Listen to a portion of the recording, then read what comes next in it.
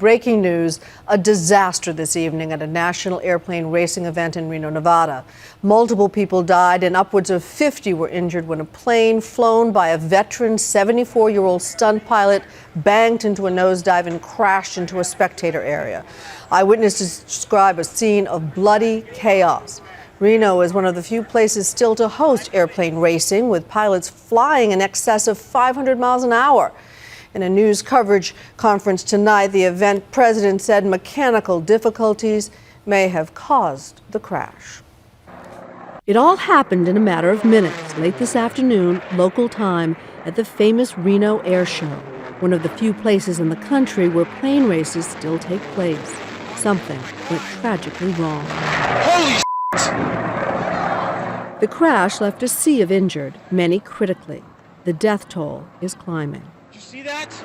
And he topped out and he did a belly up and did it inverted, coming back down. There appeared to be some problem with the aircraft that caused it to go out of control. Jimmy Leeward, a well-known and respected racing pilot, was helming the P-51 Mustang that crashed into spectator seats. Leeward talked yesterday about how he thought he might win the races this week. Right now, I think we've calculated out we're as fast as anybody in the field. The outcome, of course, was much different. Ty Jacobson was about 100 yards from the crash and took this video. I spoke with him tonight via Skype. I asked him if he could tell what went wrong. I was over in the pit area walking around to find some pilots that I knew from my hometown, and saw two planes that were in formation coming around turn 4, another plane that was just by itself trying to chase them, and then the fourth plane after that did what's called a mayday maneuver, and he pulled out of formation and pitched up very high, probably to 6,500 feet, and banked to the right and did a rolling maneuver and came back down and went into the crowd. Jacobson knows all about tragedy and air shows. I lost my dad in a plane crash in 1990. He went in at a similar angle of attack. The scene on the ground was dire. Bodies strewn, people removing their shirts to stop the bleeding of others. Immediately after the crash, the local hospital was told to be prepared for 80 to 100 patients. The Reno Air Show is one of the few places in the country where planes race extremely low to the ground. Speeds can reach 500 miles an hour. As for the future of such shows, I think it's a risk that you choose. what about the spectators, I asked.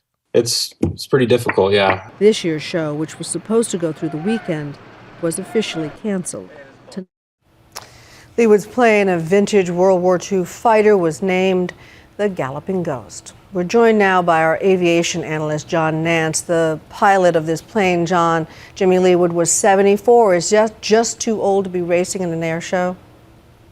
Oh, it has nothing, I'm sure, to do with it, Cynthia. I mean, a full investigation has to go on here, but somebody like Jimmy knows what he's doing. He's hale and hearty and well fit for that. He could probably be who could have been racing on to age 85. I doubt seriously age has anything to do with this. There is so little margin for error, though, John. These pilots flying at such high speeds and so close to the ground. Is it reckless? No, this isn't reckless. Actually, this is why these air races are a spectator sport, just very much the same as the Indy 500 or the Daytona for motor racing, because we know it's on the edge. We know they're flying right to the nth degree of what these airplanes can do, and there is some danger.